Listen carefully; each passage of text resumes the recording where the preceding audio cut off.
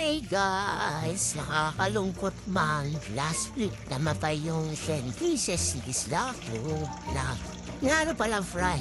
Pero ngayon meron ulit 6. Thank you Lord, nakakatuwa. Ako lang yata natutuwa eh. Cool!